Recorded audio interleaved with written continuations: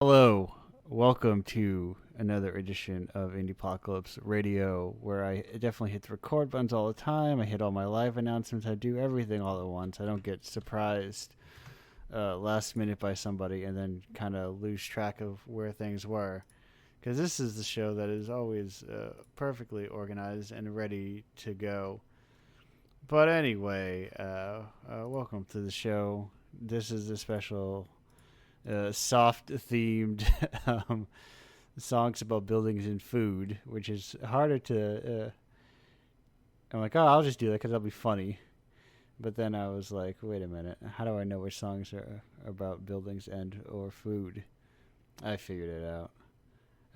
I use the term loosely. I was like, without having like, oh, I got to make sure. Anyway, that's besides the point.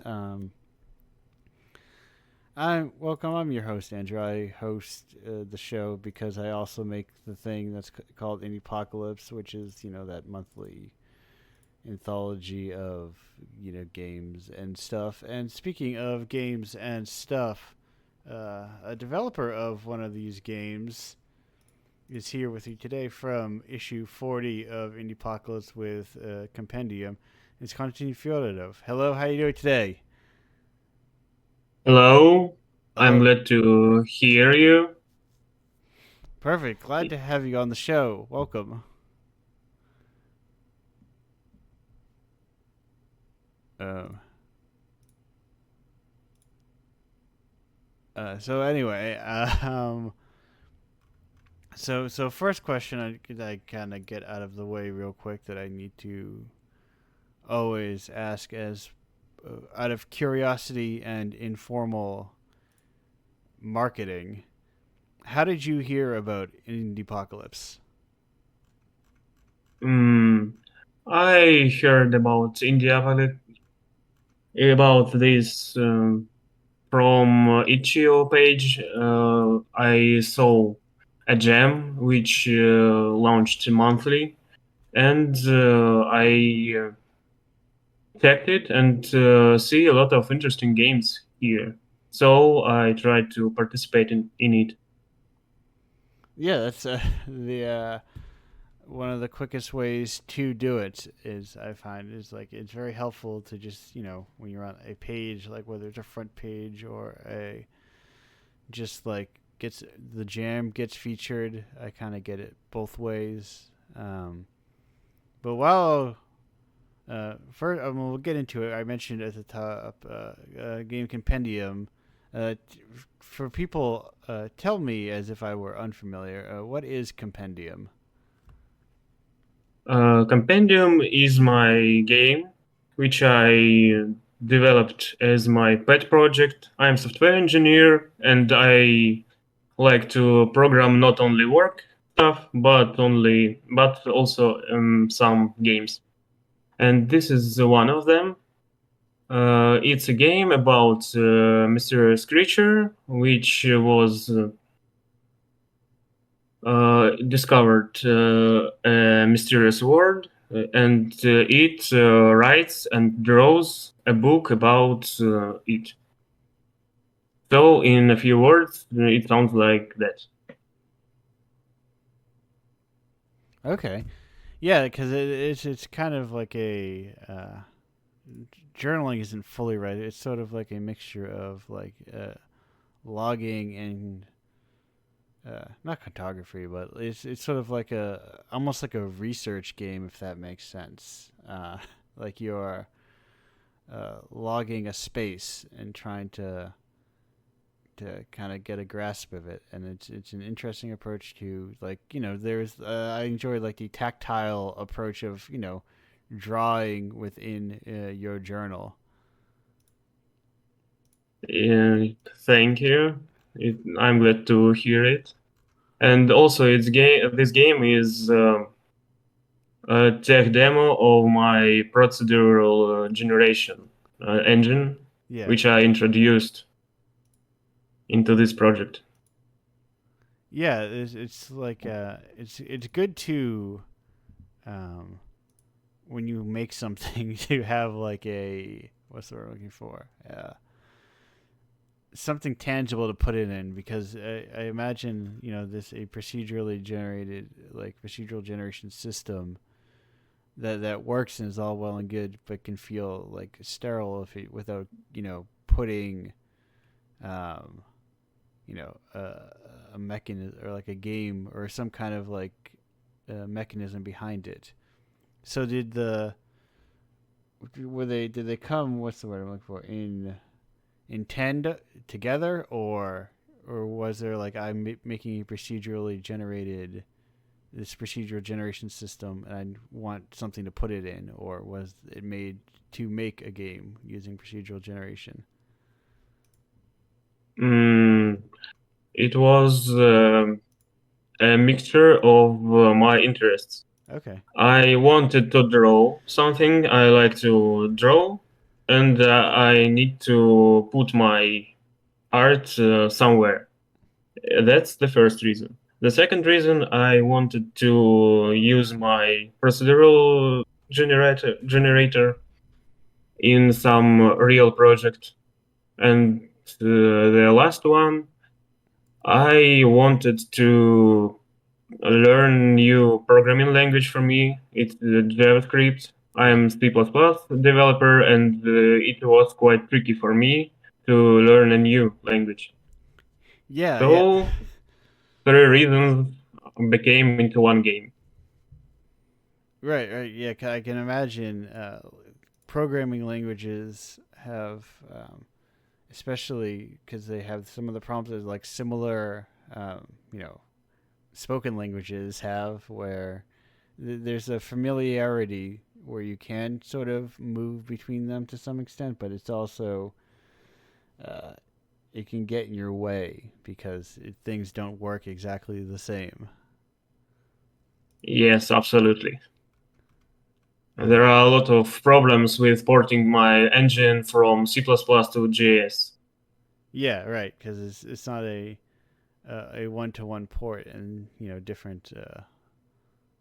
What's what I'm looking for?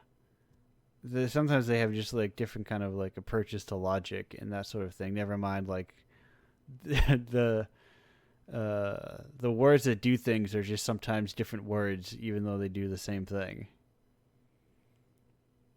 But uh,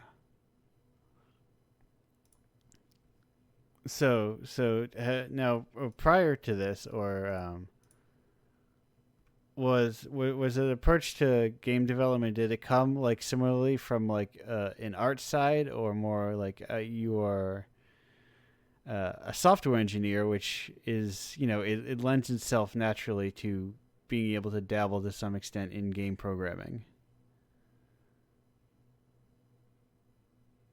Sorry, I Oh yeah. misheard the last one. Sorry. This desire to make compendium and games in general, did it come from a desire to make, like, trying to think of what was the a desire to make art the main focus, or was it an extension of, well, I'm a software engineer, I can try making games because there's similar skill sets in some regards. Um, the compendium, which was developed as a game, and the engine was introduced into it because I like video games and program and make them uh, for 12 years maybe. But Right. this is the first game I finished in real state, not forgotten and thrown away. Right. It, but it was not created like it was imagined, and a lot of things were reworked. When I tried to make a game, I see that some mechanics didn't work, and I rebuilt the game in another way. Yeah, there's and how much of that, those years of scrap projects, like find their way into this, whether it's through like incidental code or that sort of thing. Most probably like 10. Okay. A couple of them is quite ready, and they was written years ago. But lots of them are tech demos, and I uh, thought that they are not so cool to be finished. Yeah. Yeah, I think that's an approach that's actually a good approach is to kind of like treat tech demos almost like you're sketching in some regard, or just like playing on an instrument where it doesn't need to be a finished thing, and you may not like it even sometimes, but the practice of having tried it, um, and I think it's a good skill to know when you can just leave something behind.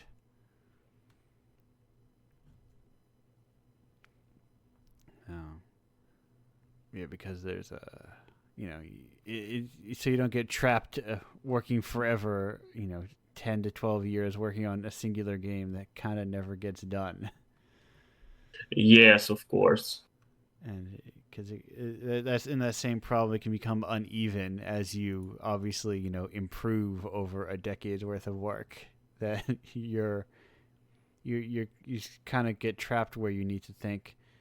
Um, oh, Andrew is. I'm always. Why am I always so? Let me. I think that's just me getting away from the microphone. I need to just get closer to it, or turn me up a little. I'll turn me up all the way because I don't adjust it, but it keeps becoming an issue. Anyway, hopefully it's better now. But I've lost the thread. No, I no. What was I saying?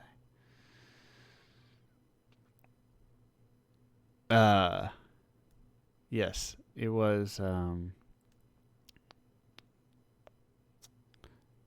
Anyway, I'm not even gonna try and find anymore. I'm just gonna go a hard pivot into something else. So, do you have a long history of playing games as well?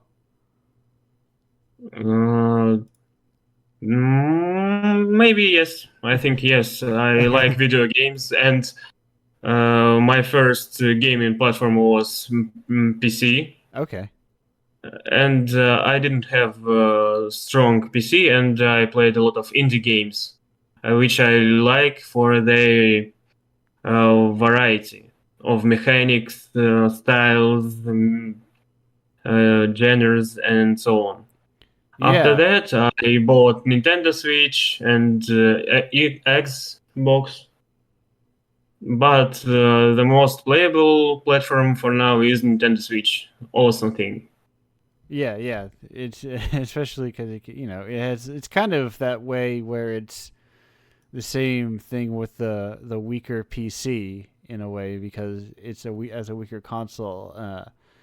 You, there's less um, impulse to make to push hardware and to push you know technical prowess. So you get in some ways the same thing you get with like the indie games that will run on a cheap PC, which is people experimenting more with gameplay, just something in some regards, or like focusing on that over putting a lot of time and energy into I don't know making clothes fall like real clothes or something. Yes, and I think it's the power of indie games. Yeah, yeah. It's an interesting.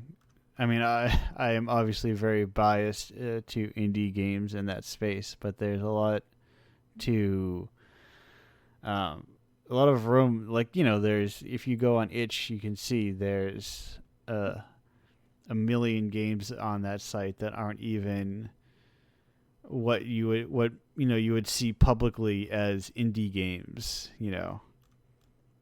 Games that aren't appearing on even on Switch or Game Pass and things like that. Like that sort of truly independent work. And then Yeah. and then you also occasionally get stuff that does appear on that, but you can get it and it's not locked to a console. It's just an executable that's on your computer, which I think is nice. I feel people forgot that you don't have to lock yourself into a platform. that you can still just buy executables and up for your computer, and then you can Mm. put them on anything you want and move them anywhere you want. Yeah. Uh, but oh, but yeah, yeah. There's do you have a particular like style you gravitate towards? Kind of like any genres or gameplay?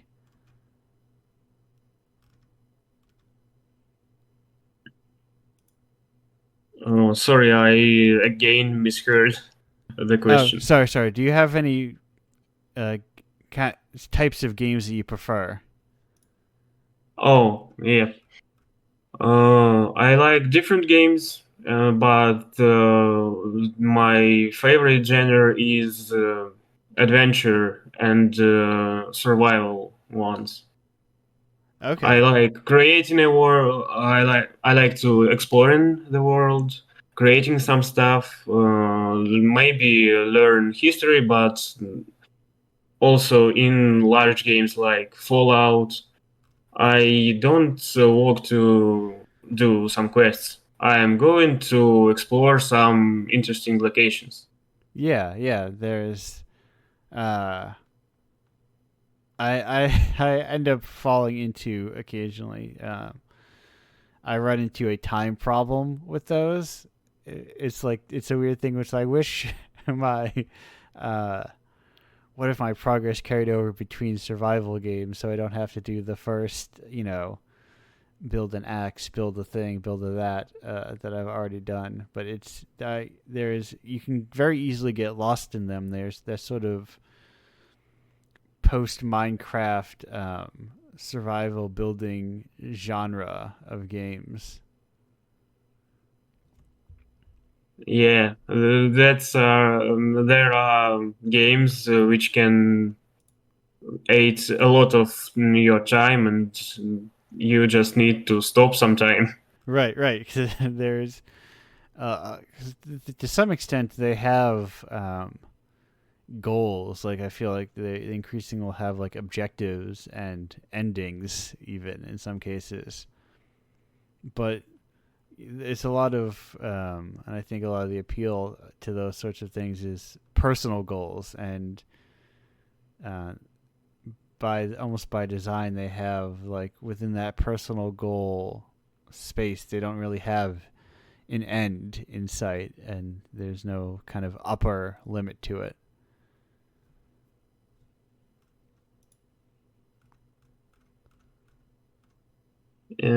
Yeah, the main goals are fine, and uh, it's great when the plot is very strong and interesting, but to give player his himself to decide a goal is also nice of um, freedom. Maybe it's the type of freedom which is great to feel like a player. Yeah, yeah, uh, it because games are an interesting thing where there's sort of within a game, you can almost like there is game design to some regards within games, and not just games that have game building tool sets, but games that just provide like that kind of uh, like toolbox or open space that lets you experiment a lot. Like sort of card games and deck building games sort of play into this sort of iterative game design process. Yeah, there are a lot of games, and I liked some of them. I played Hearthstone 5 years ago, Yeah, and it was very nice. But repetitive, but competitions in such games with other players is also a good point to feel more interesting emotions from the game. Right, because it's sort of you're never quite knowing what you're getting. A Yeah, You can, even if you understand like the meta of the game, you still can never read a person like you could like figure out like the AI patterns of a computer opponent. A player's there's always kind of an unpredictability to it because it's still another person.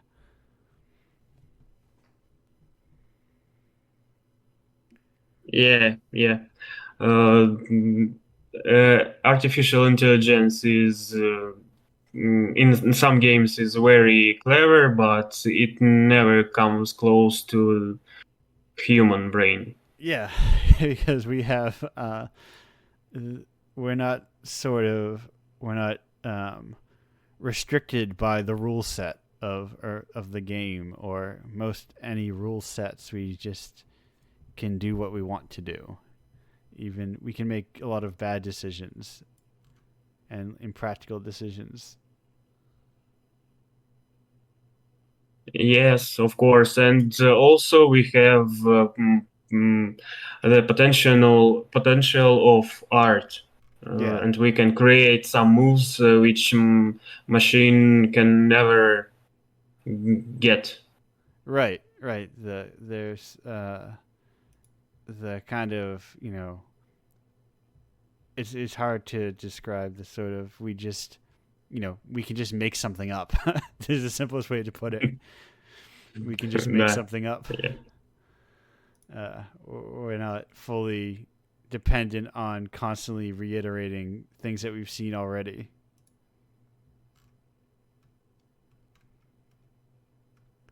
Uh, but yes, actually, looking at this, believe it or not, Constantine, we're actually at the end of our 20-minute segment. It actually these things go by surprisingly quickly.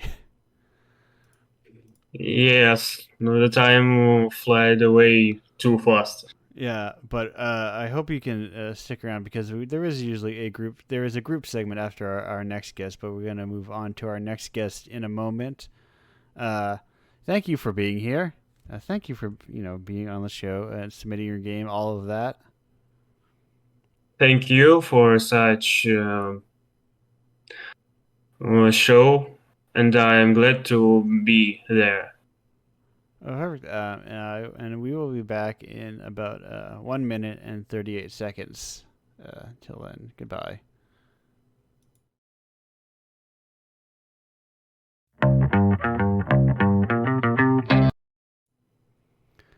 Hello. Whoa, she's coming in hot now. Hot now. Okay. Welcome back to Indiepocalypse Radio. That was Year of the Hot Dog by Burger Gang. By the band's name is, I'm assuming it's Brenda. It's BRNDA. Maybe I'm supposed to say like BRNDA. Who knows? Maybe it's one of those. Maybe it's supposed to be Brenda, but it's like a Chiverchis style. If we misspell it, it's easier to search on the internet. Speaking of, nope, misspelling things. I've been known to do that. Okay, our next guest apparently has been known to do that. But I was going to say, you better not misspell the name of their show when you go looking for it. That show is Everybody's Talking at Once, hosted by our next guest, Drew Messenger. Drew, how are you doing today? I'm doing really good. Thank you for having me. And yeah, people type everyone's talking at once all the time, which is not precisely a misspelling, but yeah. Is your SEO good enough that they'll still get it? I think I'm below the Harry Nilsson song, Everybody's Talking, and I think after that we're usually pretty high up. I'm the king of SEO at this point. Yeah, your SEO is excellent. You are Indiepocalypse. You come up before, like, I would believe that somebody on the younger side does not know what the Indiepocalypse was supposed to be. They think it's just the name of an anthology. Yeah, I think that is a thing that is probably slowly happening, actually. Like It's rad though. You defeated the thing you hated because for anybody who doesn't know. So I have a podcast where I talk to Yes. video game people of various descriptions, including a certain anthology impresario by the name of Andrew, who I That's think me. listeners are very familiar with. Andrew was on my show earlier this week, and one of the things we talked about was something you've talked about also, which is like that you hate the notion of the Indiepocalypse so much, and that's why you spitefully named this thing that, right? Yeah. Oh, it's very silly, because it doesn't make any sense. Right. There's too much art already. Like, why should I play your indie game when I could watch when I could just watch Stop Making Sense? Yeah, no, that doesn't make a whole. And for that matter, why in the world would you watch Stop Making Sense when you can read Candide, right? There's so many books that we don't need movies. It's a very dumb idea, as you say. Yeah. But listen, I would watch Stop Making Sense before I played a lot of games. I would read Candide before I watched a lot of things. But yeah, this is the famous Sturgeon's law, right? Like if sci-fi is so great, why is 80% of it crap? Well, because 80% of everything is crap, right? The 20% makes life worth living. Right, and it's the I think a lot about one of the weirdest things that stuck by through my college experience is my like freshman 101 like pop music class. Oh yeah, and it's like because the professor had like laughed his way through explaining that like the top song. What year was it? It was like 1969, I think, or 1968. I was right. It was 1969. The top song of 1969 is "Sugar Sugar" by the Archies. Not exactly like a deep and introspective jam. No, nor one that really has much cultural staying power. True. Yeah, that's true. It's not a needle drop in Illumination animation movies or anything. It's yeah. But it was the biggest song of the year, to your point. Yeah. It's amazing what was super popular at the time and then just disappeared. And then what we think of as like culturally significant that was actually kind of ignored at the time. Yeah. There's a million examples. The Thing, classic example of totally. Yeah. Revered now. I mean, Carpenter in general is getting increasingly revered as a director and a filmmaker. And I guess he did enjoy plenty of success in some, coming up and doing his stuff. But he was not like a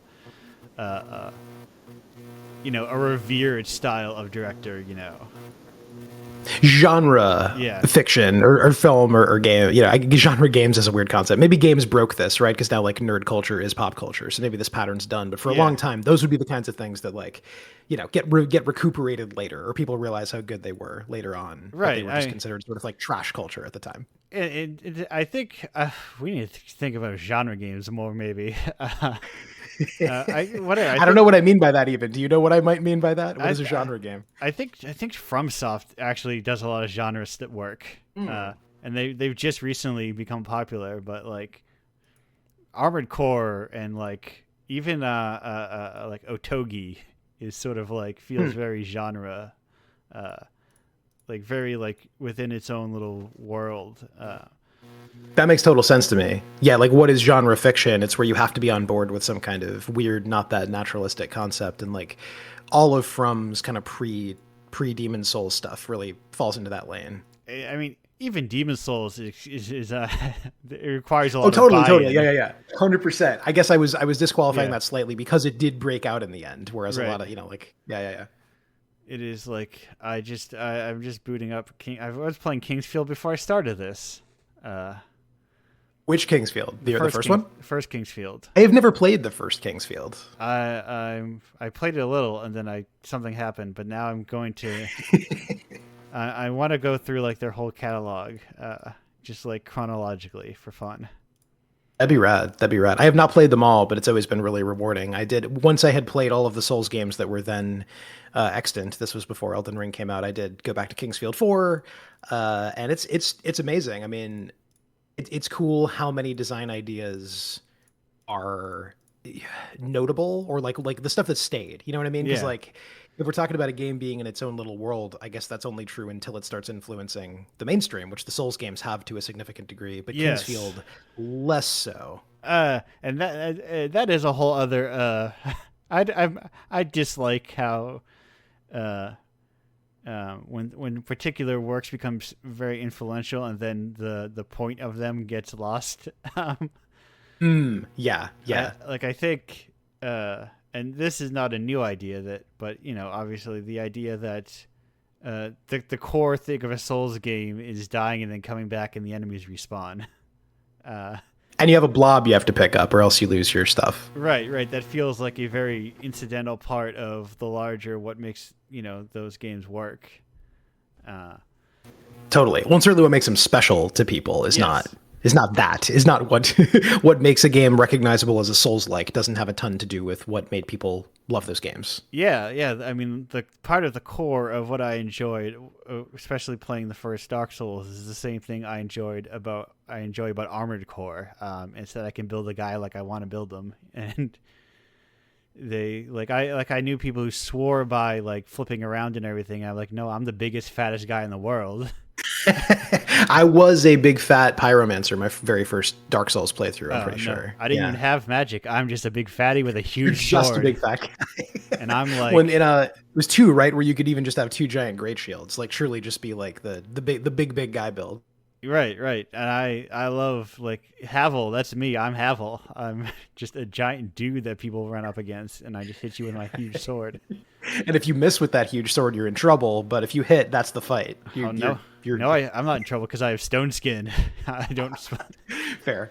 Yeah, fair it's sort of how I built Armored Core when I played that recently, where I just I'm gonna be a spider guy, and I have giant missiles and rail guns for arms. And I think, yeah, okay, the Souls games, this is a rant I don't know if I've actually made on my show, so I'll make it here. Yeah. The Souls games have this reputation for being quote unquote tough but fair. Yeah. And I think what people miss is that a lot of what's fun about them is how unfair they can be. I'm not like the first person to say this, but I think it goes deeper than a lot of people think, because Armored Core is like that too. The idea that if you have a lot of facility with the systems, you can totally break it. The idea that the game might put you in an unfair situation, like that the unfairness could advantage you or disadvantage you. That's actually like core to the appeal. That wasn't intended as a pun, but like if you don't allow that, if you make it too smooth, if you give it like a really nice arc where you inevitably get more powerful, it kind of takes all the magic out of it, I think. Yeah. There's the FAQ I had for Kingsfield was something like, you don't really need to worry about leveling up to play the game. Which is rad. That's so cool.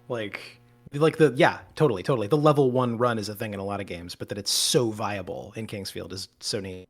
It happens. I mean, you realize that if you watch speedruns of just even like classical turn-based Japanese role-playing games of they'll do super low levels because equipment is so important. And this right.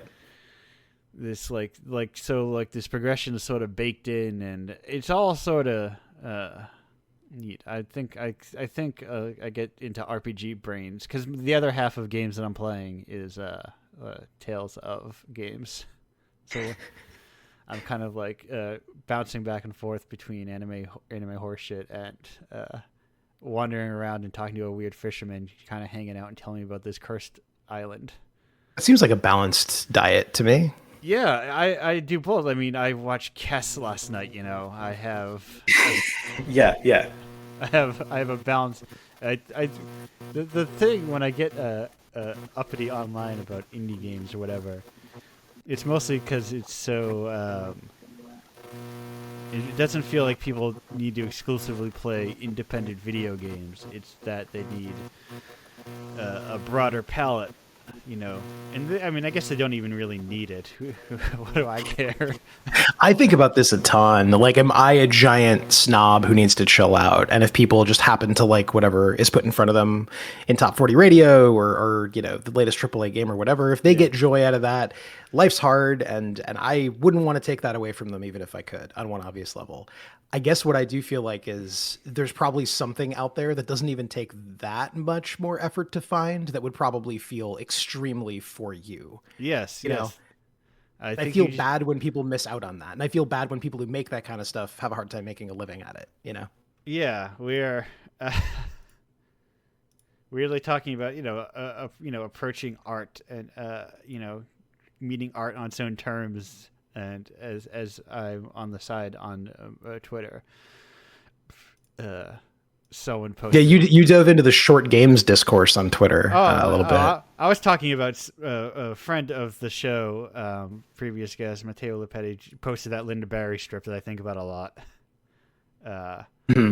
where the person lifts them up and where they engage with art by realizing it mirrors our lives.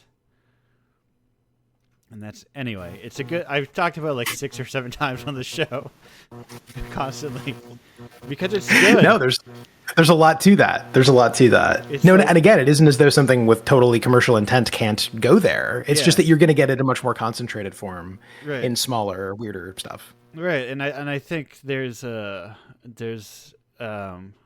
recently perhaps there's been too much like the idea of art as a contest. And you need to solve works of art that are denser or more complicated, and rather than just kind of engage with them. This is a pet peeve of mine too, because I'm an art history major, and so first of all, I had like the what is art discussion, as I've said, more often than I had hot meals for several years of my life. So I got no patience for that. But also, I got really tired of like the expectation that you would like go into an art gallery and, as you say, be engaged in a contest to understand the art the best or the fastest.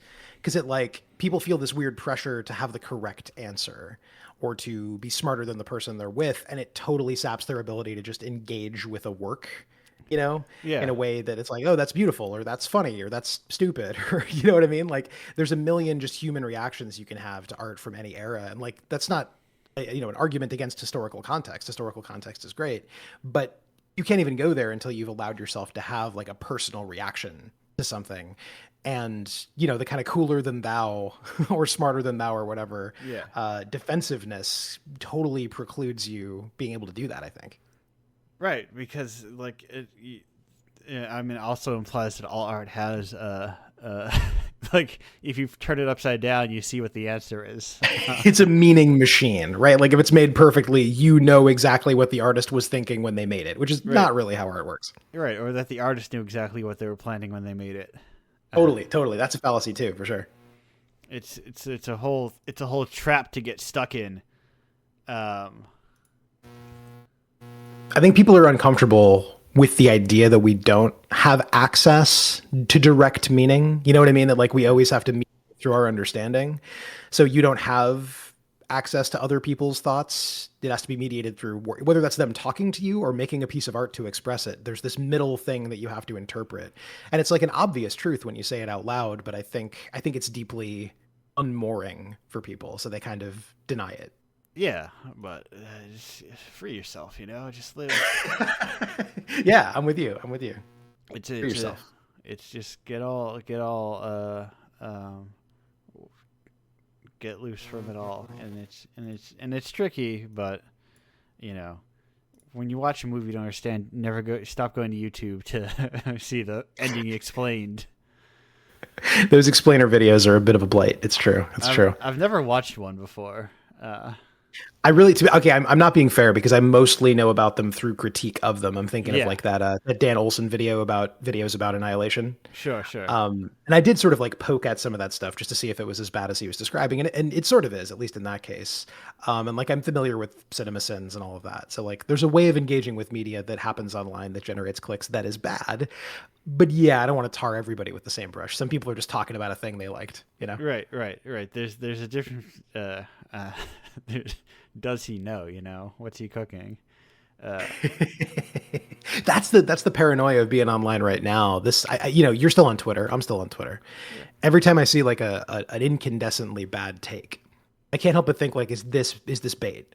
Especially now that there's kind of a way to, I guess, monetize your blue check mark. Yeah. There's the sense in which people are being wrong on purpose to generate outrage. That for sure exists within media criticism as well. There always has. I mean, this is nothing. This exists long before even the concept of a paid blue check mark. I thought you were going to say the internet, but yes, certainly before paid blue check mark. Yeah, no, the idea that somebody will just say something to get a rise out of people. Yeah, I think that's existed before the internet. You ever heard of the sophists, right? This whole branch of philosophy that was basically like poking, like trying to piss off the philosophical elite and point out that if you took these ironclad logical rules and applied them rigorously, you got nonsense conclusions, right? Right. The original trolls, or at least some of the oldest trolls we know of. Yeah, it's so whenever someone like goes, "Oh my god, I'm hitting a tree and the bark isn't coming off, video games are dead," and then like 80,000 people want to show how smart they are Right. by quote tweeting them, "Congratulations, I guess you gave the person a lot of attention that they wanted." Right, right. And it's a trap in so many ways, right? Because I mean, it's often remarked upon that, to take a less benign example, right? Like disinformation online, Yeah. right? It's a lot easier to spread it than to counteract it. But you, of course, want to counteract it. And I think that impulse comes from a good place. I don't know. I don't know what the right answer is when someone has a merely bad take. I think ignoring it is probably the way to go. But when they have like a dangerously bad take, I don't know how you're supposed to. I don't know that how you as an individual, how you should engage or shouldn't. Right, and I think part of the answer is that not every individual needs to engage with every single person online.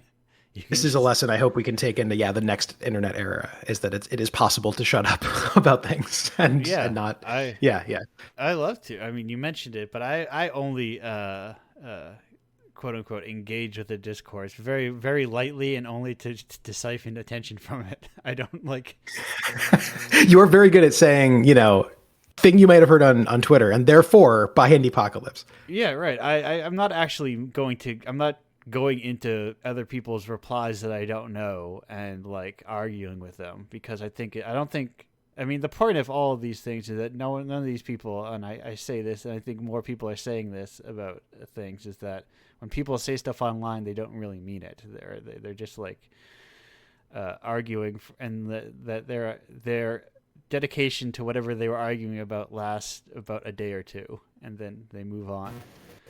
Yeah, it's like, yes, and also like I don't know if they know whether they mean it in some cases. You know what I mean? Like they're this is super common when you're young, right? You try on an opinion to see if it fits you, kind of thing. Yes. I think the internet has preserved that into adulthood, and so they're like you're not arguing like rigorous good faith, but it's also not quite that they're lying or just making stuff up. It's something weirder. It's an indifference to whether it's a refusal to commit to what they actually think or not, right? That's like many people have talked about this online, that's kind of the modern working definition of irony. Not saying the opposite of what you mean, but refusing to mean anything. Which as an irony poisoned deep irony lover is disrespectful to irony. Yeah. Respect for OG irony. I find irony truly fun. Yeah, it does suck because like traditionally a great way to argue kind of a spicy political point is to say the opposite, is to be cheeky about it. Yeah. And that we mentioned a few like internet laws, I think, in this conversation. Is that one Poe's law that like there's no way to tell the difference between someone actually saying something nuts and someone trying to parody it without additional context, right? In the wild, you can't tell the difference between those two things, and that's a bummer because it can make you really paranoid to be playful online, which is sort of like, to me, like a big part of the point of being online. Yeah, and I think the tricky thing, if we're gonna go into irony a little, is I think you also need to know your stuff to do it well. I get nothing more annoyed than when someone is poking fun or like something, but they don't have the knowledge to back it up. Or when they think they're declaring victory on the thing they're commenting on. You know what I mean? Like it's that same posture of like superiority as opposed to engaging with the thing. And it's clearly just a personal taste to some regard, but I think, especially, when humor, like take for instance, humor wise, if you're doing like ironic ignorance, you're supposed to imply that you actually know infinitely more when you know nothing, that you know too much almost. Yeah, no, and that's a classic example of something easy to misread, unfortunately, right? There's that. I actually have not looked into the numbers on this, so it might be apocryphal, but the idea that when the Colbert Report was still on, conservatives would think that actually Colbert was playing, like the dude was conservative, that there were three layers going on, that he wasn't a guy who leans left playing a guy who leans right, but he was a guy who leans right playing a guy who leans left's idea of a guy who leans right. People will sort of project as many layers as necessary onto something to make a piece of art they like agree with them in their heads, I think. Yeah. They'll even kill the author to do so. Kill him, bring him back from the dead. Yeah. Do whatever you want with them. Put all the words in their mouths. But speaking of putting words in people's mouths, we've put a lot of words outside of our mouths for, like 20 minutes or so. Was that 20 minutes? Damn, impressive. It all goes by so very quickly. I'm assuming so. I used to have a timer at some point, but then I'm like, no, I end at 20, and then I give it a couple of minutes, then I end another 20. So the first segment theoretically ends at 25. The next one ends at 45, give or take. The little recording thing in OBS tells me what's going on. What would the world do without OBS, huh? I'd probably use a different streaming thing. Well, sure, everyone would, but the point is, it solves a lot of problems. Yeah, you're totally right. Yeah. It's the same thing. It's the same reason I don't have why when I share this I don't use a Twitch thing. I use a link that redirects to a Twitch link, but I'm not particularly dedicated to Twitch. It's just you don't want to feel attached to that. Yeah, because we are live on Twitch as we speak, I believe, right? Yes, but you're not. You don't want to create the impression that you're locked into their ecosystem. Or whatever. I'm not locked into it at all. There's like 6 people watch this show live. If that, if I went to whatever. Any number. It's a shame that we live in copyright hell and you can't have the versions with the music on the podcast feed. But yeah, I mean, if it was a strictly paid podcast, I probably could. I've listened to plenty of podcasts that play. I listen to a podcast that is almost exclusively a radio show playing music they don't own. But I think if you just strictly put it behind a paywall, you can probably get by that kind of thing. Yeah, I don't know. I actually don't know the ins and outs of that. Everything I play on my show is either something I made or something that like the guest has, given me express permission to use, or something in like total copyright limbo to make a point. I'll play like an old 78 that we're not even sure who has the rights to it right. To put the mildest of targets. Like I would love to be a test case in some some version of reality. Anyway, you're trying to end the segment. Don't let me drag it out. No, I'm theoretically fine because I'm probably playing. I play like 90% like just like indie stuff, like hyper indie stuff. Totally. The labels involved are unlikely to try to come after you. Right. Some exceptions when I do a theme night, and I was like, I gotta make sure I have no songs about food and buildings. These are songs about food and or buildings, right? The song does not have to be about both food and buildings. No, I actually transitioned. I had good transitions to them all. There's a through line to it, actually. It starts about buildings, then food fight kicks off, and then starts being about food. Nice. You're zooming in. I like that. Yes, and now this next one is going to be about, we'll see in a second. But Drew, thank you for being here. We're going to go to our group segment, which you'll be gone for roughly 2 minutes and 30 seconds. I will refresh my tea. I'll see you shortly. All right. Bye for now.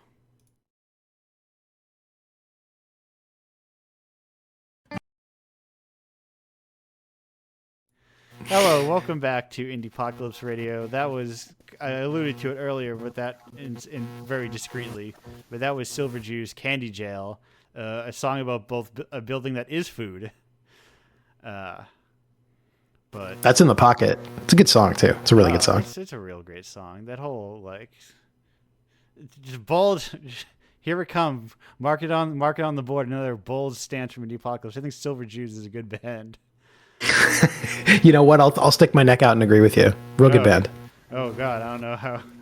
Come at me, and they even know where my Twitter is. This is dangerous. Yeah. Such controversial takes. Anyway, is Constantine back, or is this still just you and me? This is the three of us. Hello, welcome back. Right. Drew and Constantine are both here. Hello. Hello, I'm here too. Yes. Hello. Yes, we are here for this kind of group segment of indeterminate length. Just kind of hang out, basically, until it feels like there's a lull, and there's like time to wrap it up, or until I get too hungry, because this is like midday for me, and I usually don't eat until. And you gave yourself food-themed music just to make it that much tougher. I'm probably not going to go out and buy a lot of candy. I'm an adult, so even though I'm capable of doing such, that's the true curse of adulthood, when you realize that you just buy all the candy you want, but then you're like, I'm not going to eat only candy. That seems unhealthy. My buddy and sometime co-host Lucio, his younger son definitely is in that phase where he always wants whatever is on dad's desk. Even if it's just like a water bottle, he doesn't get that there's water in there. He thinks that being an adult means, consuming sugary treats 24/7, 365, pretty much. Yeah. In for a rude awakening, that kid. Or a sugar-filled life. One or the other. Maybe one for a while, and then yeah, it's true. It's true. Like you say, you can. Nothing's stopping you. I've been known to every now and again. Yeah, my partner has a bigger sweet tooth than I do, and like post Easter, post Halloween, we'll definitely load up on like cheap candy and go a little crazy. I had a weird life experience currently where it's thinking more about fast food, but also realizing, I should eat less food, or the fact that my new job does not allow me to move around a lot. Pick up a little of the doughiness, but still but wanting to eat more of it. It's very strange how much you don't like to admit the influences of podcasts on your life. It feels very silly. You mean like you've been getting like weird like health grifty podcasts, and that's messing with your like sense of body image? Or you just mean you haven't been moving around because you've been doing this? I haven't been moving around because I've been doing my new job, my year. Sure, job. I feel what you're saying. Yeah. Is a stationary job where I previously used to move around a lot. I gotcha. Yeah. And no, not health foods. The opposite. A certain chain restaurant comedy based podcast. I believe I know the one you mean. I was like, let me get into this. Let me give it a try, and I like it. But it was like, I do like trash food though. Is the thing. So it's increased your consumption of said trash food. Yes, or my desire to. I feel you. Yeah. You feel the pull more now. It feels like the food of the people, Yeah, I know what you mean. Yeah, I definitely acquired some doughiness, especially like during COVID times. I learned to bake better. Yeah. But I did move around less, so I'm sort of accepting that like my lane is that I'm going to be kind of shaped like a tavern keeper as I get older. Like I'm going to have the gut and the the strong arms and whatever. It's there are worse ways to be. Yes, no, it's a nice healthy weight, but yeah, you grow up forever under the scrutiny of body images. It bores itself into your brain. Oh, 100%. I grew up in LA, so I definitely, have I have that always in the back of my head. Yeah, so you don't even you didn't grow up in the real world even.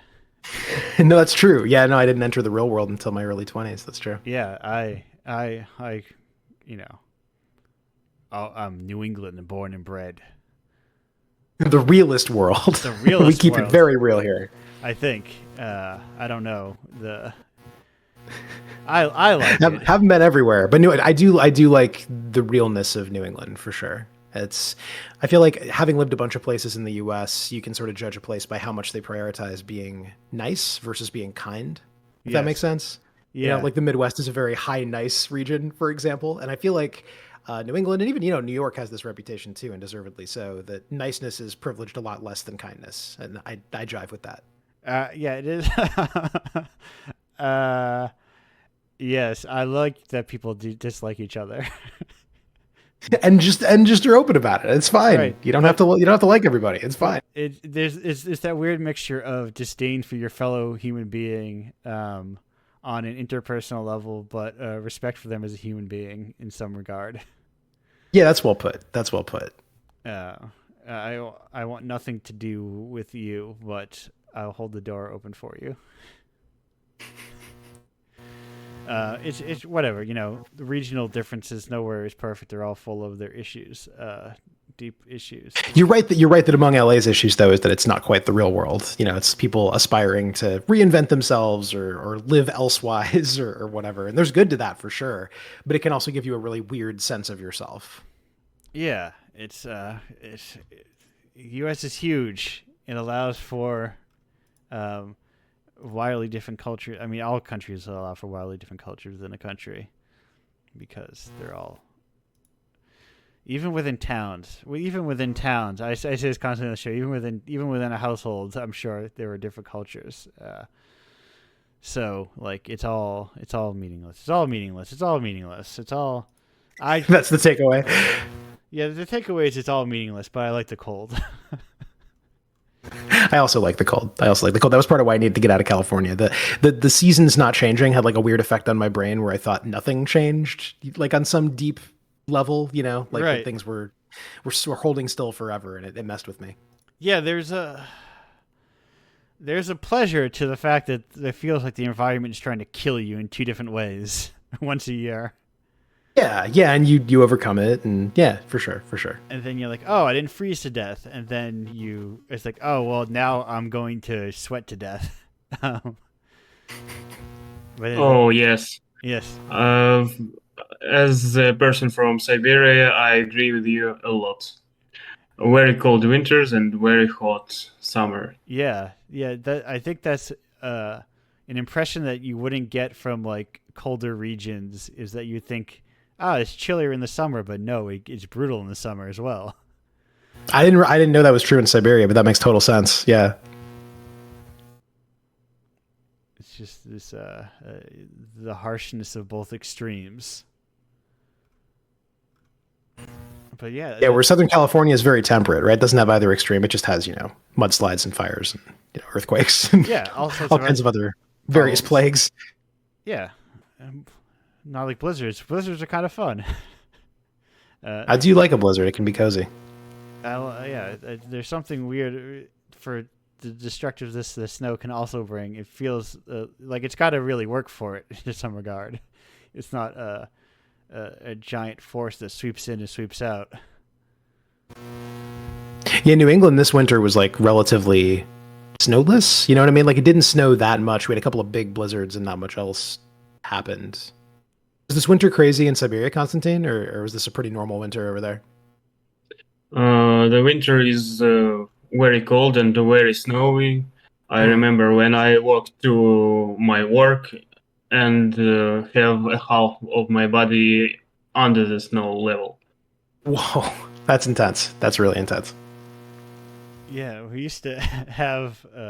We were never that bad, but there was. I do remember there was like a point where it was certainly much deeper, or like it feels like it's very weird to grow up and kind of feel to experience climate change in your lifetime.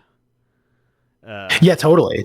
I mean, even in California, when I was growing up, it was normal for it to hit, let's say like the 90s Fahrenheit. So what's that Celsius, like 32 or something? A lot in the summer, but now it's totally normal for it to be 100, Fahrenheit for weeks at a time. I am so bad at the Celsius thing. What is that? Like 36, 37, 38, something like that. It's significantly hotter than it used to be. And I think humans really, really quickly get used to whatever is currently normal. It takes like a week for them to be like, well, this is how it's always been. Yeah. Right. That's the classic of, people from cold regions like, I wore a t-shirt out in 40-degree weather. Yeah, completely. T-shirt and shorts. We're in the summertime now, baby. Yeah, exactly. And as opposed to, yes, 60 degrees of cold in LA, which is but yeah, there's some truth to it because, I stay in my mom's house. She still lives in LA, and she'll, there's no insulation because it wasn't built for it to ever be cold. So, so it's 60 outside, and it's, this is a little chilly in that house. It's silly to see people outside on a sunny day bundled up when it's 60 in LA. But it is true that the buildings are just simply not built for even the most mild of winter. Unless you crave the heat and you're like, yes, no, I worked through the winter for this, and I'm gonna get really hot because I don't want to get. I know people like that. I tend to run hot in general. I prefer the cold, but yeah, there are people who are cold-blooded or something. They're like lizards. They want to bask on a rock. They want it to be as hot as possible. If I could bask on a rock, just like we humans really got the short shrift in terms of not being pets and taken care of. I don't know if you've read the the Xenogenesis books. I talk about them kind of a lot. The No. Octavia Butler series. It's sort of about that. I mean, like, what if there were an alien species that, that more or less treated humans the way we treat dogs? We were like, beloved, but, everyone agreed that we shouldn't have autonomy kind of thing. Yeah. Well, that's unfair. I try to. At some point in my brain, something flipped in my brain, and I recognized that animals are like us. We're just other animals. And Yeah, totally. I try to approach them on an equal level, if that makes sense. Yeah, I mean, easier said than done, but yeah, I totally know what you mean. I try to think of them as peers. I try to think of birds as peers, rather than lesser creatures, or just other people just kind of going about their business. I think that's how I kind of got there. You just got to remember, other animals are just also going about their business. Yeah, no, that's right. That's right. And as humans, we sort of have. It's uniquely easy to be disruptive of that business. Yeah. So, like, as living in like semi-rural New England now, and like having some woods that's like legally ours or whatever, we think about this a lot of like not gentrifying the woods, I suppose, being good neighbors to animals that, as you say, are just doing their own thing. Yeah, there's, just like they're just out there, squirrels are just out there getting their seeds. You gotta eat something. Yeah. But that's video games. That's video games, huh? Good segue.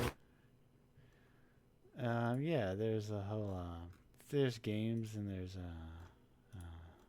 stuff in them, and they. No. Oh, you know what? I will say, Constantine, I really like your game from. It was Indiepocalypse number 40, right? Yes. I believe we established that in this episode. That's a good one. I enjoyed it a lot. Oh, very nice. Yeah, I do like occasionally. It's nice to hear that. People do play it. I will not claim that I played all 410 games to completion. Yes. But I do dip in, and I very often find something that I like, or that sets my brain alight in some way that other games don't. So, yeah, Indiepocalypse works on me. Because that is the part of the thing I was glad more people were talking about, and there's something that I thought was very important about this whole like short games horseshit is people never name anything. They never be like, I wish there were more things like this, and then they go, like, what tiny games though? What shorter games with worse graphics made by people who are paid by, such as what I think about a lot, the second season of Extreme Meat Punks Forever. Okay. They did a Kickstarter, and that's a bigger game than the kinds of games that tend to appear in Indiepocalypse, but it's certainly a smaller game than a AAA game or a Supergiant game or whatever. Right. And I remember one of the stretch goals was everyone on the team gets more money for the same amount of work. Yeah. And I was like, hell yes, please normalize this. Right. I mean, I think. Listen, stretch goals are extremely weird. If I ever did that, all of my stretch goals would be I get more money. And I'm about as a person who is in a decent financial position and can therefore back a fair few things, right? Yeah. Like I try to throw my money, not just on Kickstarter, right, but like all over, like pay full price for indie games. It's a cool thing to do. Yeah. I appreciate that. Like there's no sense in which I care about. I like an enamel pin as much as the next guy, but the point is like getting people paid fairly to make the thing that I want to play. That's the reason you ought to be there. So yeah. For sure. Yeah. I have. I mean, I should. I was gonna say, of course I do that too. That's my whole sure. Bread and butter is giving people money for things. It's Indiepocalypse, the longest running indie game charity fund. Unintentional. Very importantly, not charity though, right? More like mutual aid, I think. Not even that. This is capitalism, baby. You're right. No, that's true. I was being generous as far as your lefty bona fides. You're a publisher, my friend. Yes. Yeah. No getting around it. I'm a filthy publisher. I'm looking to. No, there's a lot of discussions about what small press or whatever. Small press doesn't make money. Small press is like, it can be a backbone of arts, but it usually is not someone's career. I think was it just last week I brought up again. Pow didn't make it. Pow never paid a salary. They ran for like 10 years, and they're like a mainstay of indie comics publishing. But, yeah, that's wild. That's absolutely wild. But never paid any of those people a salary. And that's I think that's sort of what small press is. It's the same way, by the same regards, no artist is making bank off of being published by a small press outlet, but they'd be published by 6 small press outlets, and it's kind of, you got to have different scales of things. Yeah. Which means you can spend as much time marketing yourself as making stuff, which is, of course, not why most artists start making art. So that can be a bummer. Right. That said, if I had $80 million, I would just be doing the exact same thing. Sure. Everybody, but all the people would be getting just more money. I think that naturally would probably draw in a different crowd of people if I had more money. But I don't think, honestly, I would change the types of games that got selected. Like if the payout is $20,000 a month, something ridiculous.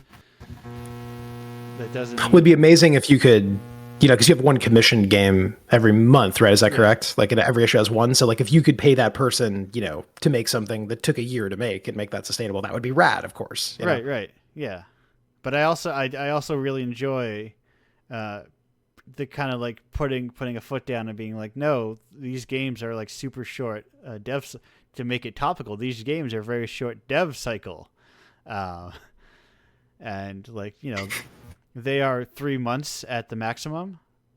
I think in some cases people had like projects that were sitting around that they like Indiepocalypse gave them a reason to finish. But assuming not, assuming they made it fully new, these games have like a maximum of 3 months of development time, and they're still like I would not only play, but I would recommend playing of these games over games you would find on Game Pass or whatever. That's the curse of art, is the time put in does not equal quality. Right. I think you've referred to Indiepocalypse as an alternative Game Pass, yeah. Yeah. I do that sometimes when I need to give the normies something they understand, or whatever. That's mean, normies. That's a very silly term, and I don't. You don't condone what you just said? No, I do, but like this is the thing. I condone under a level of irony, and I think this show does not. There are some times when I hit on the right guess that I can go full irony mode, and you kind of understand that my tone is kind of like generally cheeky the whole time.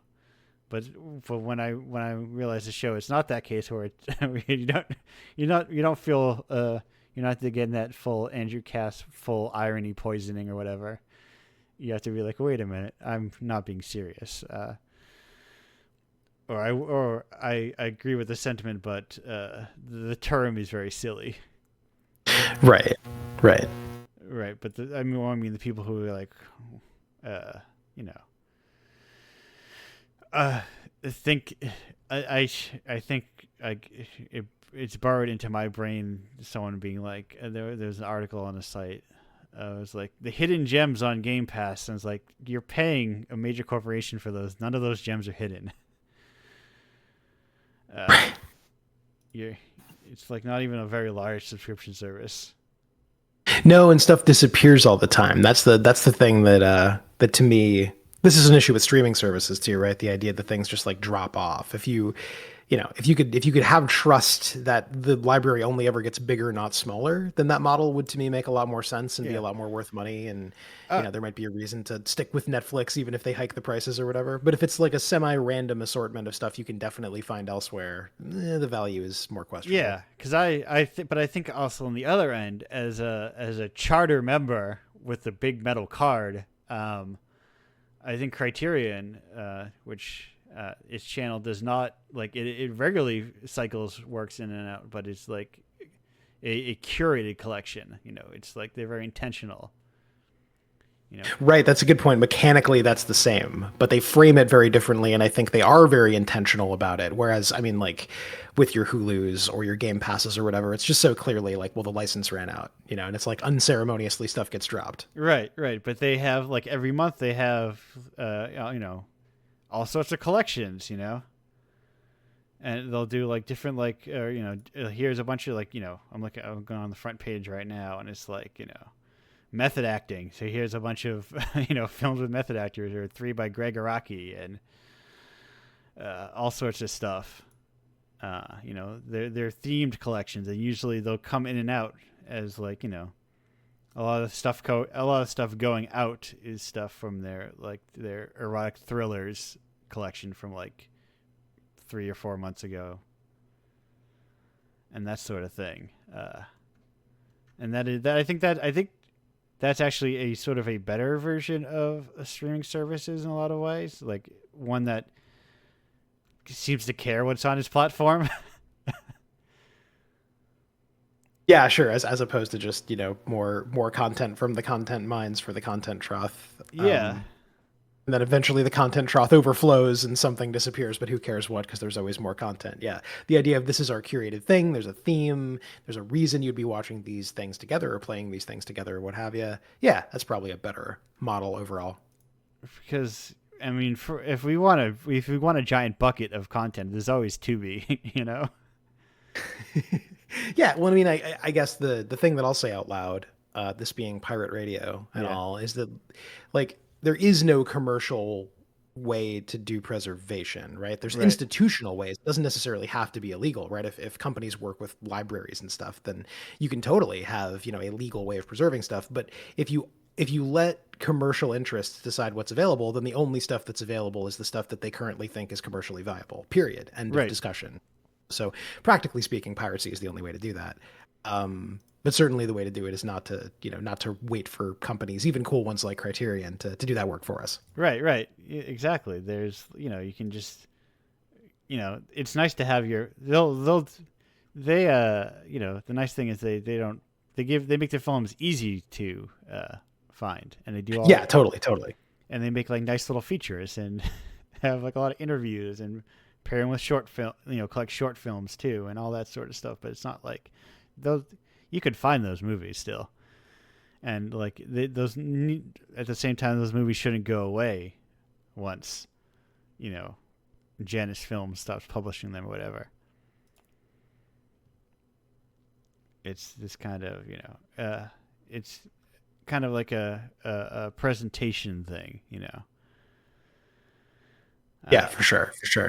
No, because then you're doing important curatorial work. You're literally adding context and you're adding juxtapositions. And I've been checking out the Film Foundation, like Martin Scorsese's thing, where they restore an old film there wasn't a really good print of, and they stream it. I wish you could download it, because streaming, you know, if you're a snob for picture, if the whole point is it's a new restoration, then the artifacting is a bummer, and sometimes, you know, a museum's logo is smeared on the side or whatever. But you know, those quibbles aside, it's a movie you've maybe never seen, or a movie that you've seen but you're not looking this good, like every month for free. That's pretty cool. Yeah, that's also the benefit, I think, of institutions. Is institutions have the money to make physical versions of things. Yeah, because it's an expensive process, especially if it's something where they have to, you know, splice together several prints and get the sound from somewhere else, and they kind of go frame by frame. Like that does take money. There's no getting around that, right? Like, yeah. Even for Star Wars, there's no definitive hobbyist version. You know what I mean? And that's something nerds care deeply about. So clearly, it takes institutional support. There's a lot of movies I watch that have a lot of thanks to such and such institution, to this college film lab, to this, all these different kind of like restoration donors and funders, and, you know, stuff is not free, unfortunately.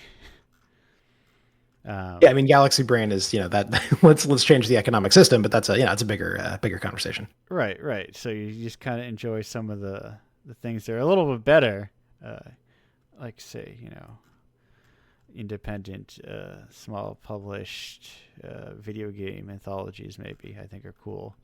I tend to agree. Yeah, I mean, you're you're not unbiased, but you are correct. That is, and that is like it's also I think the part that it's a good way to introduce people to things, you know. I think that when you yes, of course anyone can fire up a BitTorrent and go nuts and have the entirety of film or whatever, but where do they start? Yeah, totally. And that's even assuming that the technical barrier of BitTorrent, which is not enormous, but is a lot more significant than firing up an Indiepocalypse launcher or certainly like firing up a streaming service, right? Assuming that's not too much of a burden for them, right? Like, and also the really good torrents that you can be confident don't contain malware tend to be on private trackers, which how do you even get an invite? You have to know a guy who knows a guy. It's not a sustainable process. You know what I mean? Like, Yeah. I believe all this art should just be available to everyone, period. It has to stay underground because of, the red dots on people's foreheads from copyright holders. And Right, their, right. yeah. And there's something to be said of the benefits of like, it helps to create like a culture around the art. Right. If all you can access is the latest slurry from, the three companies, and then it's like, well, we're just giving people what they want. It's like, well, how would they know what else they want? Right. We were talking earlier about how it's not that much harder to find stuff, but if you're busy or you just don't care that much, it's just harder enough that you might not bother. And that's of course kind of by design. Right. It's the same even with even if like you download the Internet Archive and has everything, where do you like it's that same it's that same weird thing on both ends where it's nice to have a culture around it where streaming services with their fire hose approach, but piracy with is also a similar fire hose approach. You need to have someone telling you, hey, you should watch, you should watch, you should read, you should listen to this. That's right. Yeah, it can be overwhelming to just have access to that much stuff. Yeah, so that's it's almost like criticism. Criticism is valuable. Oh wow. Yeah. I mean, I guess though I do worry a lot more about less stuff being available rather than more stuff. Like I totally agree having a way in, and I wish formal education were more available and you didn't have to go into lifelong debt in most people's cases to get it, because taking a film class rules, right? Assuming it's a good one, of course. But it's like. You mentioned the Internet Archive. I think a lot of us take for granted that that'll be around forever.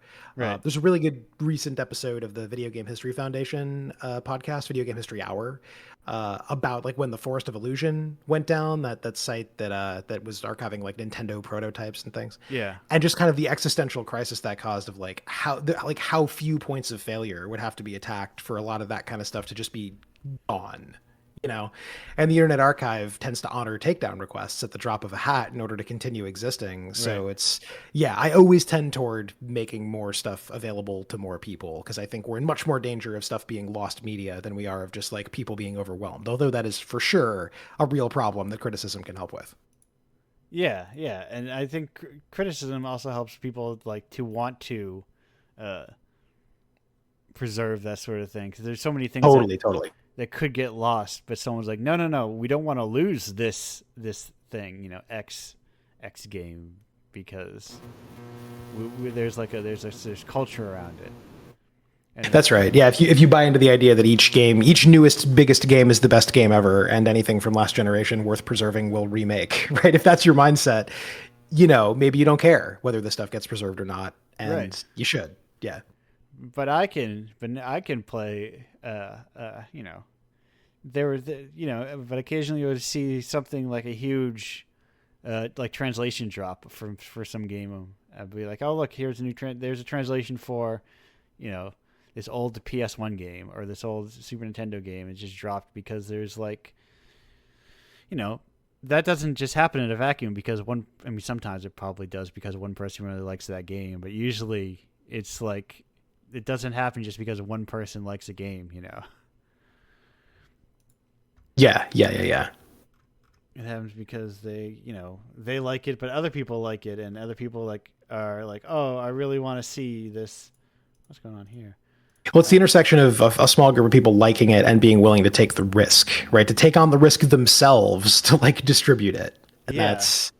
and we're talking about people distributing other people's work, right? Stuff that would become lost media. But of course, the other side that you're talking about is just the sheer number of small works being made by people and sold by the people who make them. And like, where do you start? Curation is really important there. That's kind of your whole deal, right? Yes, yeah. That I mean, it's also nice having them physically, where it's like, well, now here is just a version. Now it's just sitting around a version of these games on USB sticks sitting around somewhere. You gonna start doing the Criterion closet for Indiepocalypse? People picking out their favorites. I mean, for the people who do top 10 lists, they do have a little mini Criterion closet where I give them like 3 free issues that they want.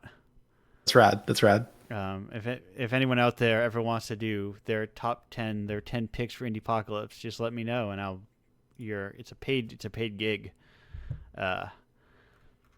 Because that's the other way of trying to like encourage people to think about individual games within it, because that's an issue where, I mean, that was kind of a problem with 10 games, with 410 games. I think also at the beginning I was maybe more naive to think, oh well, I did all the work of presenting and organizing the apocalypse. Surely plenty of people will write about these games and do that work for me. Yeah. Well, I mean, yeah, the incentives of the game's press, like the very existence of Indiepocalypse will not by itself overcome the forces that Indiepocalypse was created to countervail. That was a monster of a sentence, but you know what I mean, Yeah. right? Like the game's press, or what's left of it, focuses on one thing at a time. They all agree to talk about a game, then the next game, then the next game, and lots of developers talk about this. More commercially focused indie studios or whatever. That it's really hard to get a second article, even if you do a very generous free update or whatever. Right. Right. So like that sustained attention is really really hard. And if your revenue depends on clicks, you're probably not going to talk about some really small thing just because it's cool. You got to figure out how it fits into. I say this with maximum disrespect, the algorithm. Yes. Yes. The algorithm. You know what the best algorithm is sitting on your friend's couch and telling them about something. Yeah. I'm sort of at the point. My perhaps controversial take is that I don't really want an algorithm to ever recommend me anything again. I just want to hear about things from people. Yeah. And if I miss stuff for a time or even forever, fine. That's the secret, is that if it's still good, it'll be good 20 years from now. Right. Exactly.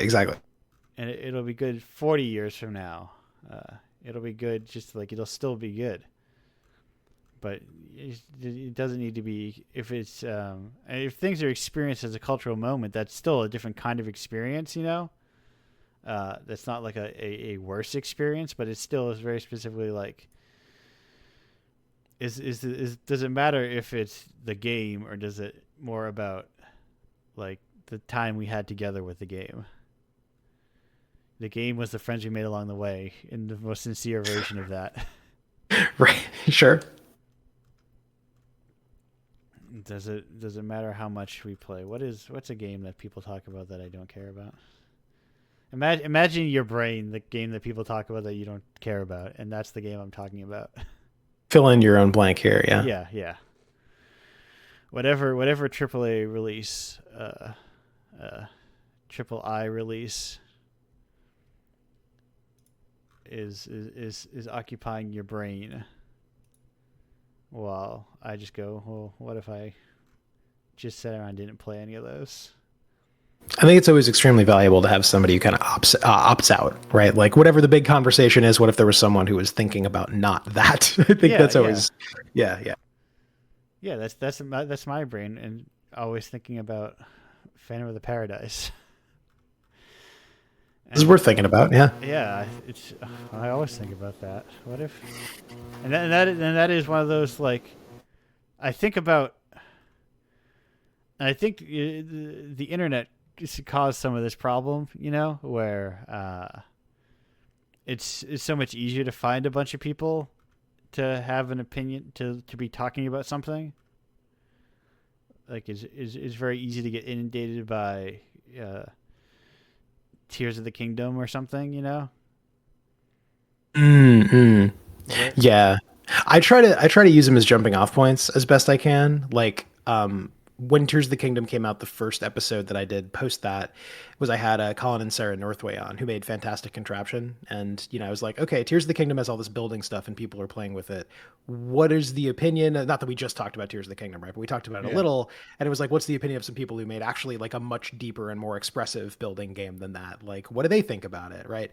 To me, that's, like it's not immoral to use the zeitgeist, but it's super easy to get trapped in it like a vortex. Right, right. I think I was more thinking the line of thought my train was on was Didn't that knock you off the track, sorry. no, I knock myself off the track plenty of times, or I go on the track in my brain and don't bring the guests with me. It was that it's so easy to get things exclusively from the zeitgeist. Oh, sure. I feel what you're saying. Yeah. And and to be influenced and like have a friend group that is also strictly, absorbed with the zeitgeist. So you're just sort of trading the zeitgeist back and forth to each other. Which I mean, there existed monocultures and everything, but because there's not like you log on every day and there's a new thing that everyone's talking about, you get a little more wiggle room sometimes. Yeah. Yeah. And I like to This is the dream. If you're trying to make a live services game or a forever game or whatever you want to call them, a dead game. I don't know. The dead game is just a bigger category than that. Yeah. But that's the dream, right? That this is your hobby. You log on and you consume videos about this one game. You talk to your friends about this one game. You log in. You get your dailies. This is the kind of thing that one is heavily incentivized to make. Yes. Although I don't think it's the thing that most increases sort of human happiness. I love to log on and get my dailies. Yeah. You got to get those dailies. They might not come back, and you got to see what's in the shop. I gotta see what's in Got to fill out your battle pass. I love to. I should make an Indiepocalypse battle pass. Oh God, that is a deeply cursed notion. I don't know what that would look like. I had a thought that I'm gonna post it probably at some point, but I'm sick of petting dogs. I think we need to go back to games where when you interacted with a dog, its model pivoted towards you and barked. That is a demarcation of era, in game design for sure. Because you could always interact with dogs, but did they bark at you or did you pet them? I think that's I'm never one that says we need to go back, but maybe we need to go back. Maybe I'll make my own. I'll make my own gimmick Twitter account where you games where the dog barks at you. I would follow. Immediately. No petting. I was thinking about it would be fun to can you make one of games where people yell at you for going into their house? Oh yeah, there is one that collects we can't go that way yes, yet. I know that one. I'm familiar. Yeah. Yelling at you for going to the house is good though. Yeah, I don't know if that exists. I don't know how often it happens, but I was playing Tales of Destiny, and I went to a house where it's like, why are you doing? Do you just barge into people's houses all the time? Which is a very video game protagonist thing to do. The classic of going to people's houses and rooting around in their stuff and just taking their money. Yeah. When you mentioned Tears of the Kingdom, the classic subversion of that is in Wind Waker, right? When you walk into someone's house and smash a pot, and the rich guy wants you to pay for it. Right. There's fun to be had with this. I mean, and that's just a version of itself. Zelda is the classic of going. Yeah. No, it's totally it's subverting an expectation it created in you as a series, right? So it's we can swear on here, right? I forgot. Yes, I already have. Yes. Good and groovy. It's fucking with you, right? Like it's in the way that so often good games do. It's using a trope rather than just repeating it. Yeah, and games can have fun. What? Yeah, no, I like when games have fun. I like when games are fun, and I like when they're having fun. When it feels more like there's I don't know, personality to it. Yeah, made by someone for someone kind of thing. Constantine, I feel like we've been steamrolling you. Have you wanted to say stuff? Sorry about that. That's all good if you're just chilling. I didn't mean to call you out. No, we're Chilling. Chilling's cool. Yes, yes. No, it's also the nature of the radio. It's how it is. Sometimes it's rowdy. Sometimes it's two people talk a lot. The groups. That's true. That's true. Sometimes the ending group segment is an extended single segment. That's all good. No, I didn't mean to swipe the host controls from you. I just No. I don't know. It's a personality thing. If there's somebody in the room, I want to make sure they're included as best I can. It's just Right. Yeah. Yes. No. My personality is let people vibe their own way. Yeah, that's fair. No, that's I could take a leaf out of that book. Yes. Yes. But anyway, video games, crazy things those things are. I like them. I'm for them rather than against them. Yeah. I'm probably gonna play some more Kingsfield after this. Nice. I'm finally moving through my legendary stack of movies that I didn't watch. I'm basically done, honestly. I'm practically finished. So you've watched all the movies. That's it. You're done. To the ones I bought physically. Oh, sure. Fair distinction. That was a big stack though, and there were a couple that were like multi-film like collections. So it was like 3 boxes, but like I got that Taisho box that Arrow put out for Seijun Suzuki, and that's technically 1 case but 3 movies. That's what I need to make. I need to make a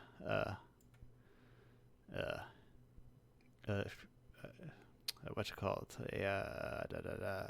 A little break thing that is. Why did I forget the name of Tokyo Drifter? Because that's got a cool look to it.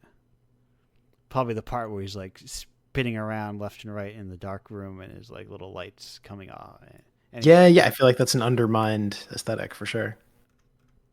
That's the one problem of watching movies, like getting away from my computer and just watching movies on a TV through a Blu-ray, is that I can't screen cap them for the internet to make content. I see people do that all the time, and I've never really had the wherewithal to make content while watching a movie, right? Like I'll go back after I've watched it and like grab something and like, Yeah. I've been known to make a GIF every now and then, but yeah, the idea of doing it while watching seems like, I don't know, I just kind of want to watch the movie. Yeah, no, I never do it. I am similar where I go back, but now it's like, do you even have it on? Do I even have it online? That's what you're saying. Yeah, you can't even use the same source. You've got like, yeah. I have to go and find another source to do this, but then I have, artisanal. People should get more in the artisanal GIF game. I'm a fan of it. Whenever I see, I agree. Whenever I see a stock GIF, I'm like, Whenever I see people use them extensively, I'm like, just make your own. They're so easy to make. It doesn't take long. Yeah, I mean, you gotta learn like what's the correct level of compression and whatever. But it's not too hard. Yeah, and I think it allows you to. I mean, there is that shared visual language. GIFs are modern hieroglyphs or whatever. That Star Trek thing and all that, I think is how I've seen it explained, or how that's the internet nerd explanation or version of it. Yeah, because that's literally how memes work. When the walls fell and all of that. Yeah, a figure of failure. I've never seen that, but I do know the frame of reference. I've thought about it. There's an Ian Bogost article about it that I think is people who haven't seen the episode probably consumed it through that, right? Is it Ian Bogost? Maybe I'm giving him credit for something he didn't do.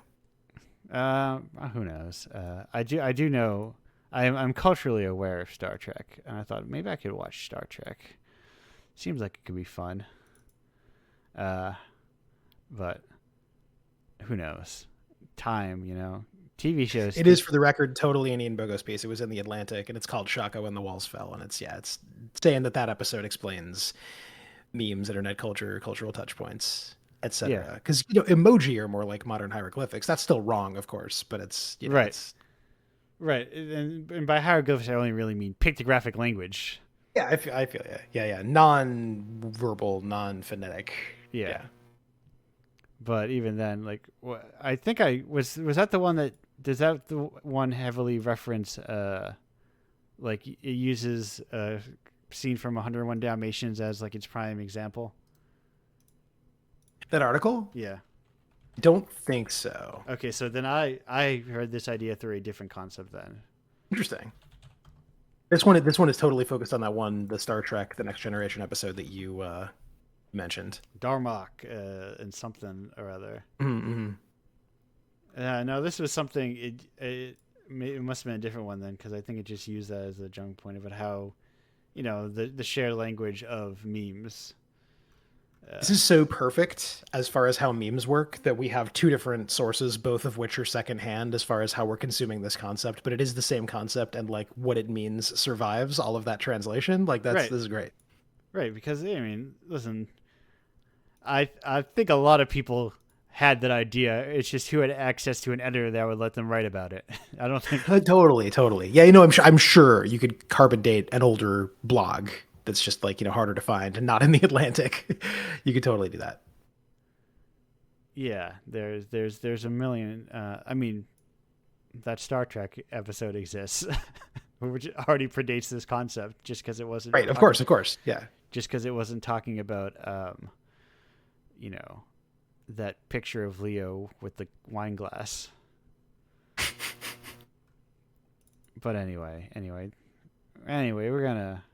we have fun on the show, but we're cresting. We're getting reasonably close to 2 hours, which is enough of the show to go before we start talking about who knows what else it gonna be. Not that this show is particularly directionful in the first place, but I need to keep it under 2 hours. I try to. That's your show, and that's what the almighty algorithm likes, right? No, that's what in the almighty people theoretically listen to this after the fact likes. Oh yeah, huh? Yeah. You've like got feedback that 2 hours is about the sweet spot. No, that's in my brain. It's just like if I listen to a podcast, do I want to listen? I barely want to listen to a podcast that's over 1 hour. I feel you. That's like yeah. That's the classic baking, the thing that you would want to consume. I think about this a lot as someone who does a long-ish show. Yeah. Maybe an hour and a half. It's, when people watch movies, those are usually as long as the movies. But generally speaking, 3 hours, 4 hours, those are way too long. 2 hours, because people want to move on to different things. They don't want one of the same thing forever. They want a nice, clean, condensed version. That's right. I've been thinking occasionally. I think about other. Yes, we're getting to those very soon. Speaking of ending the show, we're ending the show right now. We're ending it the way you always end the show. Oh no, I forgot. We have an important late breaking question to end the show. For the group, and I don't know if we'll have an answer. This may come and go. I just thought never mind. I have a GIF in here. I will say this GIF is GIF is like 4 or 5 years old, of Choo Choo the herky jerky dancer, and I remember seeing someone posting that when what's his face got arrested. What's that guy's name? I don't remember. Jay Johnston, and they used that as like a file photo for a funny post, and I thought that was funny. Anyway. I will cop to having no idea what you're talking about. I am furiously Googling basically everything you just said. Jay Johnston, he was like a comedy guy who's in Mr. Show. There's a segment during the Puppet. There's a East Coast, West Coast Puppet skit. He is Choo Choo the herky jerky dancer. It's part of the connecting tissue between the Mr. Show. They had like a Python-esque, I think, connective tissue. Having never seen Flying Circus, I think that's where I think they did it also, though, of like trying to have a slight connective tissues between the skits. He got arrested on January 6th as a participant. Anyway. Got it. Jay Johnson is in Jimmy Pesto, not yes. Jay Johnson is in yes, okay. Because there are multiple actors named Jay Johnson. Okay, I was super confused, yes, and now I follow. Yes, right. More famously, yes. Jimmy Pesto, I suppose. Yes. Well, because it's such a Jimmy Pesto thing to do, so it makes sense. Okay, I also had to look up Choo Choo the herky jerky dancer, but my life is enriched by having this reference. Choo Choo, it's a very funny GIF. It is a very funny GIF. I'm digging it. I also have that him when he falls down about the story of Everest. It's, banned, canceled gifts. I did also see a couple of people posting that of him falling down, knocking. Anyway, funny show. I think sometimes sketch comedy, funny show sometimes. that's how they work. More blazing hot takes, yeah. Anyway.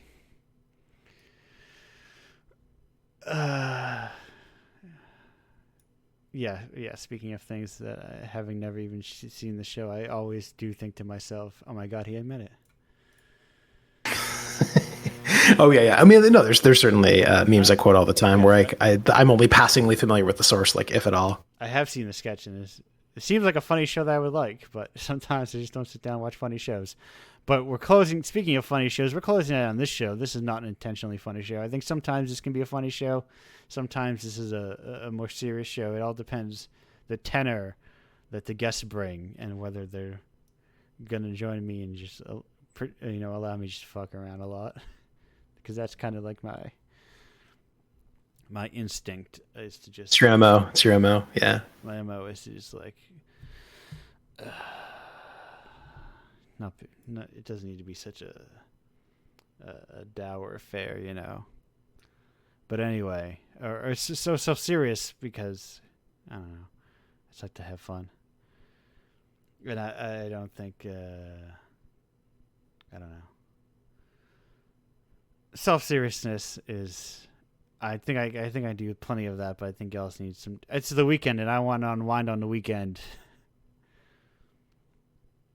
But. Yeah, totally. Talking about real shit, but not being self-serious. That's the lane I like to be in. So for sure. That also requires me to do research, and this is not a show in which I do research. Sure. That's the true thing. This isn't a show in which I'm doing research. If you want to hear a show where some guy does do research, my show is called Everybody's Talking at Once. This isn't really a show where you plug things, huh? This is what I was getting to. So thank you. Perfect. Yeah, I got. No, wait. I forgot the question. No, I forgot the question. Yeah, ask the question. Go for it. The question is, hey, do either of you have a favorite Toho character?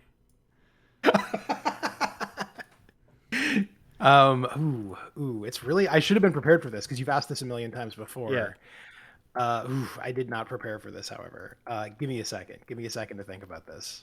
I don't know if I do. I know that's such a disappointing answer. No, we actually went to my partner and I got to go to Japan not too long ago. And we went to Toho World, and we were overwhelmed by the amount of cool stuff there. I'm trying to think, like the stuff that blew our minds wasn't even character based. It was like special effects. Well, that's perfectly fine then. I think I'm all about the spectacle. Then I drink it all in. Constantine, do you or abstain? Unfamiliar. I have some troubles with my network. Can you Okay. please repeat the question? Do you have a favorite Toho character? The famous Bullet Hell franchise.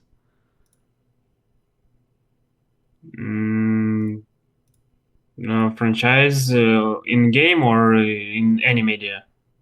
Any media will do. Most probably it's Fallout. I like video games and I like board games. Okay. In that. But speaking, so let's we'll get to plugs in that case. And now you can go, Drew. Where can people find your stuff? Okay, I was being cheeky, by the way, because Toho, the movie studio, versus Toho, the Bullet Hell. I don't think that joke right. People have made all right. That honest mistake before, also. Good. Well, okay, plugs. I do a show called Everybody's Talking at Once. You can find that wherever pods are casting. I do another podcast called Dice Punks, which is more of like an actual play thing. We're just wrapping up our first full campaign. Likewise, everywhere podcasts are a thing. I also make music, and there is a new edition of the Charity EP Jam, which is a thing where a bunch of mostly game composers make music really fast to raise money for able gamers. I believe the next one of those is out, if you're listening to this live, on Monday for the Juneteenth thing on Bandcamp. So I have a track on there. If you're not listening to this live, you're too late. It's still available, but Oh, yeah, okay. not for the Juneteenth, whatever. It's not just available for one day, so you can still go find it. So that's at charityepjam.bandcamp.com, and it's a cool thing. Perfect. Constantine, where can people find your games?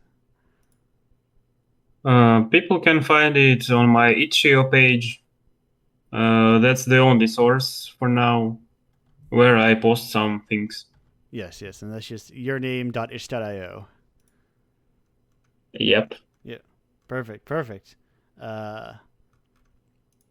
On my part, I'll say, Indiepocalypse. I think you ought to buy it. I think it's a cool thing. I just finished out paying out my Pledge Drive collection, so I sent people their yearly $6 to $10 in the mail, the internet mail, that is. So go out there. I think you should buy. Go to indiepocalypse.com. You can just buy it straight from my website. No platform necessary. Just a zip drive you buy from me.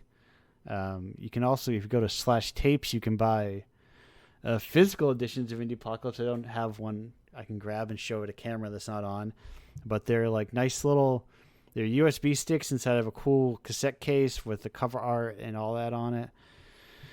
They're neat. They're numbered on the spine, so you might go, "Oh, I should buy them all because they're numbered. I need to complete all the numbers." You can also get mystery tapes. I think that's just mystery tape. If you just want to buy one and get one at random, if the choice paralysis is too much between the 43 issues,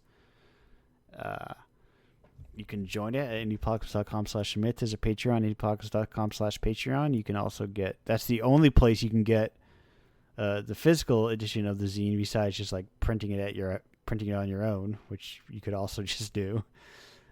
That's also the only place where you can get the commissioned games by themselves day of for that low price of $5 a month. That's basically like, and I think if you do it yearly, that's only like $50 a year, which is like, listen, for the price of a AAA game that you can get 12 of the hottest commissioned games from the hottest devs in the indie space. How could you turn that down? It's a bargain. And they're all like such a wide swath of possible games as well. I think that's the other joy is that for if you're feeling more adventurous and you're like, I want something that I'm not going to expect each week or each month, you can get those. And sometimes they're like survival platforming games, and sometimes they're abstract adventure games, and sometimes they're like businessmen, the plunder core, coin collectors. They're all sorts of stuff, and frankly, like best in the biz. I say that sincerely. Of like someone 5 years from now is going to be like, wow, look at this singular collection had all these games from all these stellar artists. Weird how it's so such a prolific thing. Look at this. Amaze audience winner. Anyway. Yeah, less than half a year. And also time saves you a bunch of time to buy Indiepocalypse. These games are nowhere near as long. So if you want to also enrich your life in other ways, and you're like, oh, I don't want to have to commit 40 hours to a game. I want to commit 40 minutes. You can do that. But that's that big yawn that said we're wrapping up the show. Drew, Constantine, thank you both for being here on the show. Glad to have you. Thanks for having me, for sure. Thank you. Yes, glad to have you both here. Constantine, glad to have you in the Xena Games. Drew, glad to have, it's nice to be on my yearly appearance on someone else's show. We were glad to have you. We were glad to. Well, thank you for prioritizing my show for your annual appearance, and Yes. future Indiepocalypse guests. Don't skimp on preparation for the Toho question. Learn from my Yes. mistakes. Yeah. There are a lot of plenty of Toho. I need to get better at the just like pronunciation of it, perhaps. Also, but people, if you know, you know, you know. It's like Toho how or yeah. I hear you. I hear you. Yeah. I'm not like I'm familiar, but not super familiar. And yeah, I my brain short circuited. I'm sure I'm not the first, and I won't be the last. But No. yeah. Yeah, it's like, am I thinking Mothra or am I thinking Remu? Who knows? Yeah, exactly. Both are a delight. Anyway, thank you for having me. Thanks for being on my show. And yeah, that's as we're talking the most recent episode. If people want to check that out. Yes. Go in there, listen to me, and you feel like, look at all these game developers. Oh, I want to hear. I want to listen to somebody nobody knows about. You can listen to me, and be like, look at that guy. What's Indiepocalypse? And then through me, you go even deeper to people who don't even have social media presences at all, that are making games. It's the only existence of fan favorite Cyrano. Cyrano, I think, is the fan. I think Cyrano is the most common actually response from this show. I think Cyrano might be number one. I still remain undecided, but I do. Whoa. What? Yeah. So I am. I forgot the name of it now. Scarlet Devil Castle, I think, is somewhere where I live. I believe that's the name of it. Toho experts. Scarlet Devil Mansion, yes, is kind of where my allegiance lies, though unchosen. But anyway, that's it. That's the show. Shutting it down. Leaving with a special food and buildings version of the traditional outro song, which is in this case instead of imposter syndrome, it is. Whoops! I clicked on GIMP instead of Fubar. Oh no! Instead of imposter syndrome, it's instead Sidney Gish's mouth log. Goodbye.